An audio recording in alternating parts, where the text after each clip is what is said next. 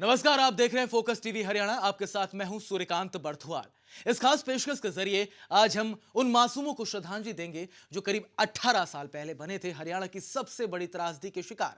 हम बात कर रहे हैं साल 1995 में हुए डबवाली अग्निकांड की। उस खौफनाक कांड को याद करके आज भी रूह कांप जाती है।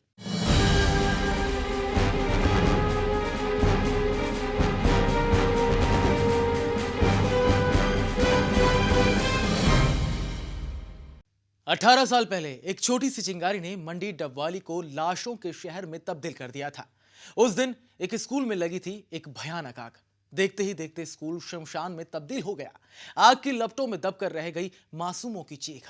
चारों तरफ अफरा तफरी थी। लोग मदद के लिए चिल्ला रहे थे, लेकिन जो भी मदद के लिए पहुंचा वो खुद भी खाक हो गया।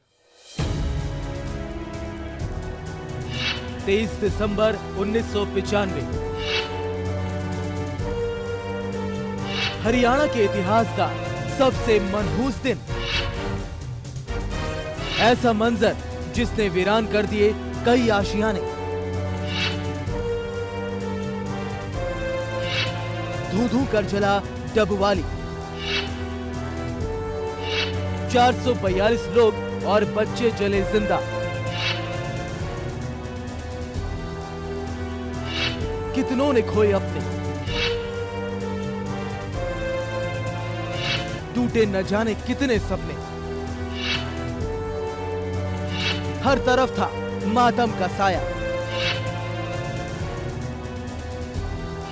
कितने लाशों की शिनाख्त के लिए कोई नहीं आया।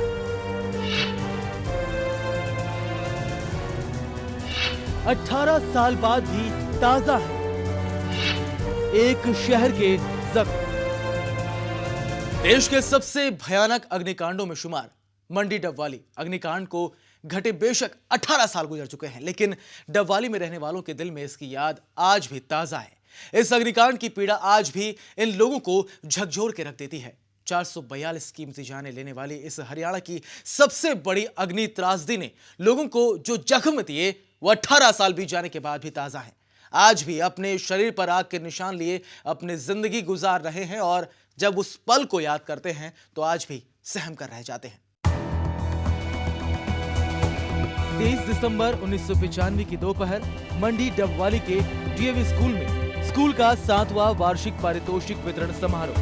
स्कूल में मौजूद बच्चों के माता पिता और टीचर बेसब्री से इंतजार कर रहे थे नन्हे मुन्ने बच्चों की परफॉर्मेंस का, इस बात से अनजान कि कुछ समय के बाद ये खुशी मातम में बदल जाएगी। दोपहर 1:47 जहां हर तरफ खुशी का आलम था, वहीं अचानक एक आग की चिंगारी ने सारे पंडाल को अपनी चपेट में ले लिया। देखते ही देखते कितनी जिंदगियों को खाक कर दिया। पंडाल में बैठे 1300 दर्शकों में से 388 एकदम काल का ग्रास बन गए। चारों ओर कोहराम मच गया। आग से बचने के लिए लोग पंडाल से निकलने की कोशिश करने लगे, पर एक ही रास्ता होने की वजह से निकल नहीं पाए। चंद मिनटों में सब राख हो चुका था और हंसते खेलते लोग लाशों में तब्दील हो गए। तब मैं 13 महीनों का था और मैं गोद में ही था। मेरी जो 2 बड़ी बहनें थी वो एक 3rd में थी, एक LKG में थी। उन्होंने पार्टिसिपेट किया था, तो मम्मा भी गई हुई थी, मेरी मॉम, और बहनें गई हुई थी। और मतलब मेरी बहनों और दोनों बहनों और मेरी मदर की डेथ हो गई थी, और मतलब मेरा हाथ और सिर जला हुआ है और कान भी जला हुआ है। 18 साल पहले हुए इस हादसे ने न जाने कितनों के सपने खाक कर दिए, तो कितनों के अपनों को राख में तब्दील कर दिया। हादसे के शिकार हुए और इस दर्दनाक मंजर के गवाह आज भी जब उस पल को याद करते हैं तो सहम कर रह जाते हैं।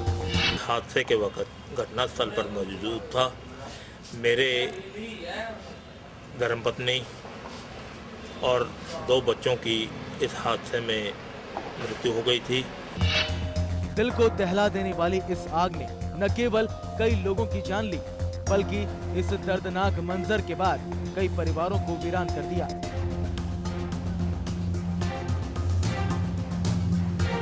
मंडी डबवाली से सुभाष शेट्टी, फोकस टीवी हरियाणा। आज हमारे साथ शामिल हुए हैं विनोद बंसल और उमेश मित्तल, जो इस हादसे के गवाह हैं। उन्होंने न केवल इस हादसे को देखा बल्कि उस भयंकर अग्निकांड ने इनके शरीर पर भी अपनी मनहूस याद छोड़ी है। आज भी जब इस हादसे को याद करते हैं तो सहम जाते हैं।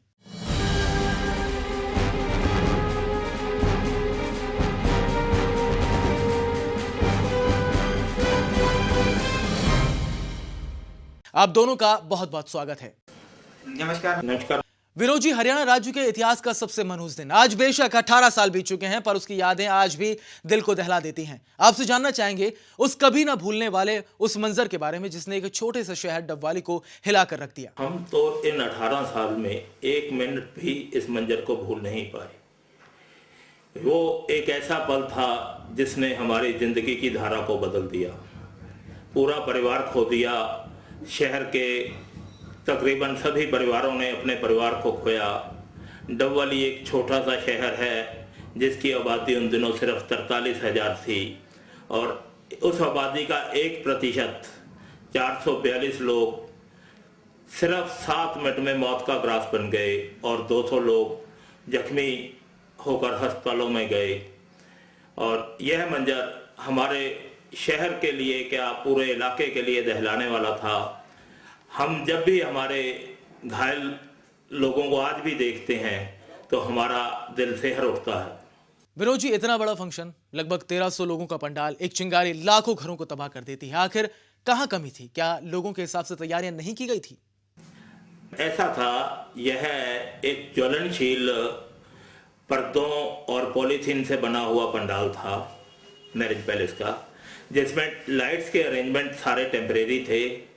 हर जगह पर जोड़ नंगे रखे हुए थे। बिजली बार बार फ्लक्चुएट कर रही थी, कभी बिजली चली जाती थी, कभी आ जाती थी। तो जनरेटर का प्रबंध किया हुआ था आयोजकों ने। एकदम बिजली जाने के बाद जब जनरेटर ऑन किया तो इन्होंने चेंज ओवर लगाना भूल गए। उसी बिजली के स्पार्क से इस पंडाल को आग लगी। पूरी ज्वलनशीलता होने के कारण ये पंडाल चंद सेकंडों में धू धू करके जलने लगा और ये आग वहां से लगी जहां पर ये गेट था। पंडाल का जो गेट बना था वहीं आग लगी। लोगों को निकलने का मौका ही नहीं मिला। दूसरा, यह जगह जितने लोग वहां इकट्ठे हुए थे उतने लोगों के लिए पर्याप्त नहीं थी। लगभग वहां 1500 से 2000 लोग इकट्ठे थे। आयोजकों ने और मैरिज पैलेस के मालिकों ने ऐसा कोई अरेंजमेंट नहीं किया कि अगर कोई हादसा हो जाए तो लोग अपनी जान बचा सकें। जी, तो मतलब ये मान लिया जाए कि तादाद से हिसाब से तैयारियों में कमी थी। पंडाल में बैठे 1300 दर्शकों में से 388 लोग एकदम आग का ग्रास बन गए। बताया जाता है कि पंडाल में जाने का रास्ता एक ही था। तो क्या सुविधाओं की कमी थी, अरेंजमेंट्स की कमी थी, इतनी भीड़ के हिसाब से इंतजामात में कमी थी? लोगों की जान जाने में ज्यादा तादाद इसलिए हुई कि एक तो एकदम आग लग गई। दूसरा, वहां पर जो प्रशासनिक अधिकारी जिला के जिलाधीश मिस्टर MP बिदलान थे, उनको निकालने के लिए उनके सिक्योरिटी गार्ड्स ने रास्ता रोक लिया और इससे भी लोगों की जानों में जाने में वृद्धि हुई। जी, चलिए हमारे साथ शामिल हैं उमेश जी, जो हादसे के वक्त 8वीं में थे। मात्र 13 साल इनकी उम्र थी। इस हादसे को उन्होंने अपनी आंखों से सिर्फ देखा ही नहीं, इस आग ने उनके सपने भी चूर कर दिए। उमेश जी, क्या कहेंगे? कई सपने थे आंखों में जो इस त्रासदी में चूर चूर हो गए। उस दिन का जो दिन है मैं आज तक नहीं भुला पाता हूँ और ना ही कभी भुला पाऊंगा, क्योंकि उस दिन का जो भयंकर मंजर था उसमें मैं अपने दोनों हाथ गवा चुका हूँ। तो उस दिन को मैं कैसे भूल सकता हूँ। मेरे मन में बहुत सपने थे कि मैं पढ़ाई करके अफसर बनूंगा, डॉक्टर बनेंगे, ये बनेंगे, क्योंकि उस टाइम मैं बहुत छोटा था। अभी मेरे मन में इतना कोई गाइड नहीं था कि मैं ये बनूंगा। इतना जरूर था कि पढ़ लिख के कुछ काम करूंगा, अपने माँ बाप के सेवा का सहारा बनूंगा, लेकिन ऐसा कुछ ना हो करके बल्कि मैं अपने माँ बाप के ऊपर बोझ बनकर रह गया हूँ। उस दिन को मैं मैम कभी नहीं भुला सकता।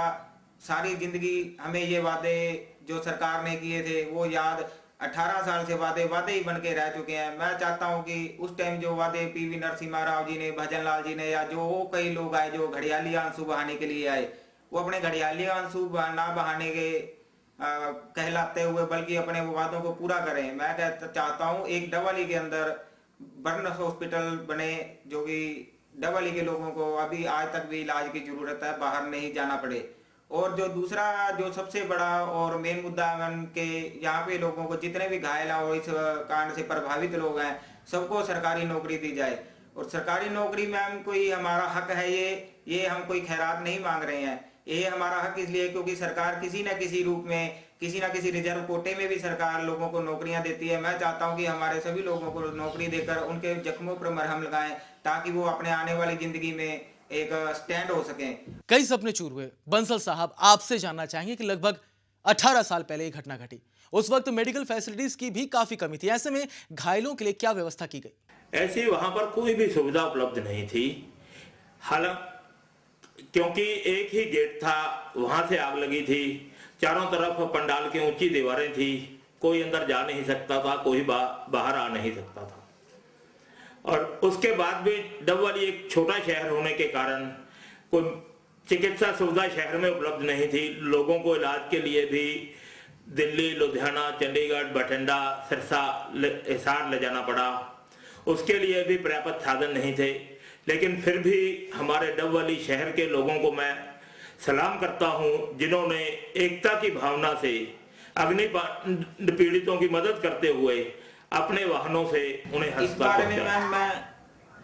इस बारे में मैं विनोद बंसल जी की बात से सहमत हूं कि जो भी हमें उस टाइम जो ऑन द स्पॉट जो इलाज मिलना था या जो भी हमारे को मदद मिलनी थी वो प्रशासन से ना मिलकर शहर डबवाली के लोगों के द्वारा एकजुटता का परिचय देते हुए चाहे वो समाज सेवी संस्थाएं थी, चाहे कोई सिंगल पर्सन था, निस्वार्थ भाव से उन्होंने अपने हमारे सेवा की लोगों ने अपने अपने व्हीकल दिए। क्योंकि उस टाइम 18 साल पहले बहुत कम व्हीकल हुआ करते थे, एम्बुलेंस वगैरह बहुत कम थी।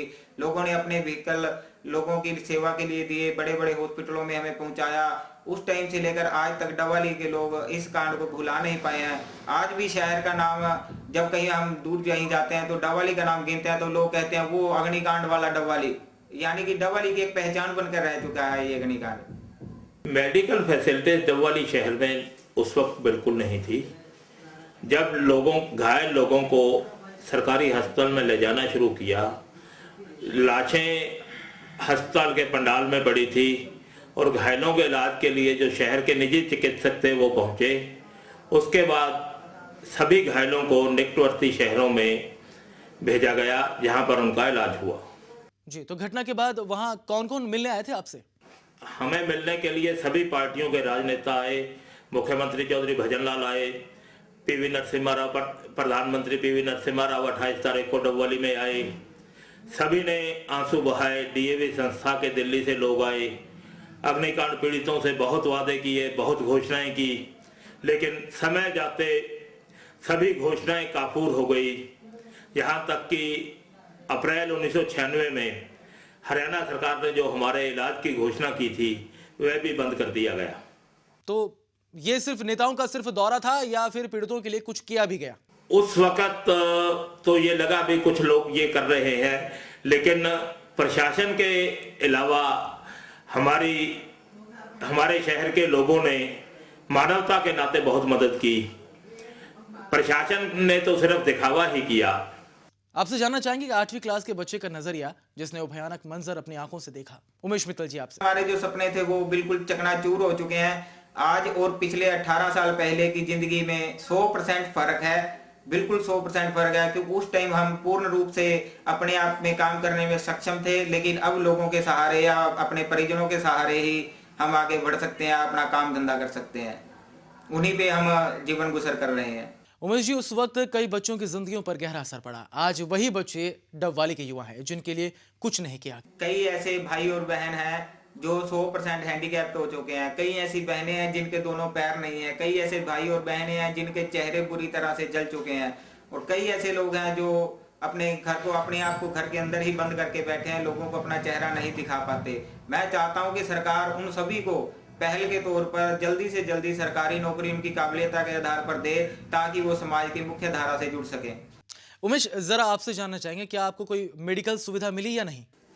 मैं उस टाइम में 23 दिसंबर 1995 के बाद लगभग 4 महीने PGIMS रोहतक में एडमिट रहा, लेकिन वहां पर जो ट्रीटमेंट मेरा पूरा नहीं हो पाया था। उसके बाद लगभग 2 महीने में CMC लुधियाना में एडमिट रहा। उसके बाद मैं लगभग 6 महीने घर पे बेड रेस्ट पे रहा और लगभग 1 साल के बाद मैंने ज़मीन पे अपना पाँव रखा। और आज भी मुझे प्लास्टिक सर्जन की ज़रूरत रहती है। समय समय पर मुझे बड़े हॉस्पिटलों में रोहतक, दिल्ली या चंडीगढ़, लुधियाना वगैरह में, मुझे नहीं बाकी मेरे और भाई बहनों को सबको वहीं पे जाना पड़ता है। बंसल साहब, मुआवजा पाने का संघर्ष बहुत लंबा था। वीरान सी जिंदगियां हो गई थी। कई जिंदगियां ऐसी थी जिनके सपने टूट गए थे और जो बची थी वो अब मायूस थे। मुआवजा पाने के लिए संघर्ष भी लगातार चल रहा था। क्या कहना चाहेंगे इस पर आप? 1996 में जब चौधरी बंसीलाल का राज हरियाणा में आया तो अग्निकांड पीड़ितों का इलाज भी बंद कर दिया गया। डीएवी संस्थान ने लोगों से फीसें लेनी शुरू कर दी। तो हमने डबवाली फायर विक्टिम्स एसोसिएशन के नाम से एक संस्था का गठन किया और पंजाब हरियाणा उच्च न्यायालय में रिट डाली।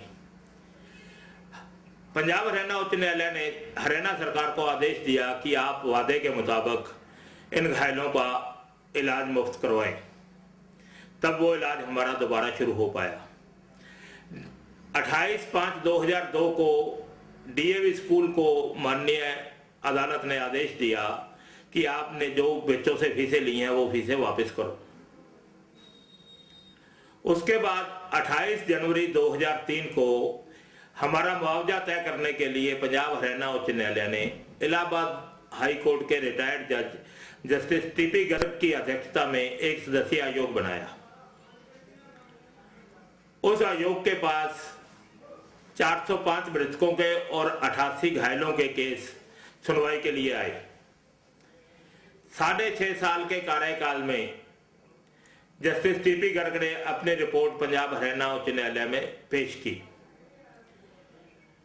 9 नवंबर 2009 को पंजाब हरियाणा उच्च न्यायालय ने हमें इन 494 केसों में 34 करोड़ 14 लाख रुपए मुआवजा देने की घोषणा की, जिसका 45% हरियाणा सरकार ने अदा करना था और 55% डीएवी संस्थान ने अदा करना था। हरियाणा सरकार ने अपने हिस्से की राशि डबवाली की अदालत में जमा करवा दी, जो अग्निकांड पीड़ितों को वितरित हो गई। डीएवी संस्थान इस फैसले के खिलाफ उच्चतम न्यायालय में चला गया, जिसमें उच्चतम न्यायालय ने 15/3/2010 को डीएवी को आदेश दिया कि 10 करोड़ रुपया पहले डबवाली अदालत में जमा करवा कर आओ, उसके बाद आपकी सुनवाई होगी। हमने लगभग 15 साल 17 साल तक जो है हाई कोर्ट में केस लड़ा, उसके बाद सुप्रीम कोर्ट में भी लड़ा 2 या 3 साल तक। तो बड़ी लंबी कानूनी कार्रवाई लड़ने के बाद हमें आज मुआवजा राशि प्राप्त हुई है, जो कि माननीय कोर्ट के द्वारा ही मिली है हमें।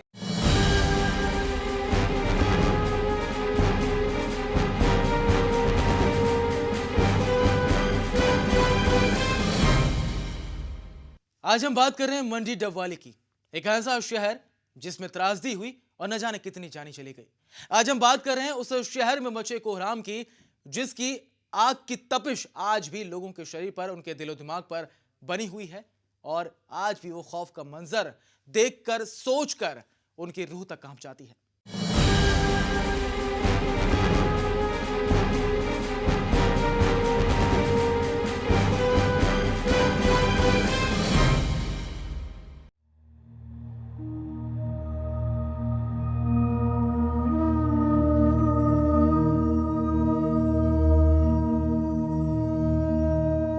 ये तस्वीरें उन मासूमों की हैं, जिनमें कुछ स्टेज पर परफॉर्म करने उतरे थे तो कुछ अपनी चुलबुलाहट के साथ अपनी बारी का इंतजार कर रहे थे। लेकिन किसे पता था कि चहकते बच्चों की वो मासूमियत कुछ ही देर बाद चीख पुकार में बदल जाएगी। कार्यक्रम में आए बच्चों के माता पिता भी बड़े इंतजार में थे कि कब उनके बच्चों की बारी आएगी। लोगों का हुजूम वार्षिक उत्सव के रंगों में सराबोर था। जैसे जैसे सांस्कृतिक कार्यक्रम आगे बढ़ता जाता, माहौल और भी ज्यादा दिलचस्प हो रहा था। लेकिन तभी आग की एक चिंगारी ने कुछ ही पलों में सैकड़ों जिंदगियों को जलाकर राख कर दिया। जहां पहले तालियों की गड़गड़ाहट थी, वहीं लोगों की चीखें थी। ठसाठस भरे पंडाल में भगदड़ मची, अपनों के हाथ छूटने लगे। अब स्टेज पर बच्चों की परफॉर्मेंस नहीं, आग का तांडव नजर आ रहा था। जरा उन लोगों से ही सुनिए उस खौफनाक मंजर की दर्द भरी दास्तां। मैं 8वीं क्लास में पढ़ता था। डीएवी स्कूल का एनुअल फंक्शन जो कि एक मैरिज पैलेस के अंदर किया गया था, वहाँ पे जगह कम थी और लोगों की भीड़ बहुत ज़्यादा, क्योंकि डीएवी स्कूल के द्वारा जो इनविटेशन कार्ड बांटे गए वो बहुत ज़्यादा मात्रा में बांटे गए और वहाँ पे भीड़ बहुत अधिक होने के कारण खचाखच भरा हुआ था। इसी में लगभग 23 दिसंबर 1995 दिन शनिवार को लगभग 1:45 लगभग 1:45 के आसपास पीछे की तरफ से पंडाल में आग लगी, जो कि छोटा से रूप में आग लगी और चंद सेकंडों में ही विकराल रूप धारण कर गई। आग लगने के बाद लोग भाग खड़े हुए, भागने के एक दूसरे के ऊपर गिरे या जैसे भी निकल नहीं पाए। जो अंदर रहा बहुत मुश्किल से ही कुछ लोग बच पाए और लोग अंदर ही रह गए। चारों ओर लाशें ही लाशें बिछी थी, कुछ अधजली लाशें तो कुछ जलकर खाक हो चुके शव। रोती आंखें अपनों को ढूंढ रही थी।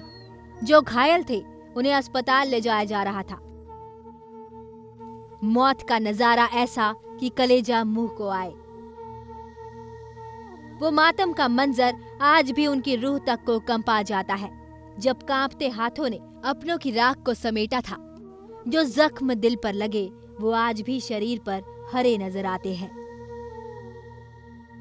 23 दिसंबर की यादों ने जब भी उन्हें कुरेदा तो बरबस बेतहाशा आंखों से आंसू छलक जाते हैं। Bureau report, focus TV, Haryana.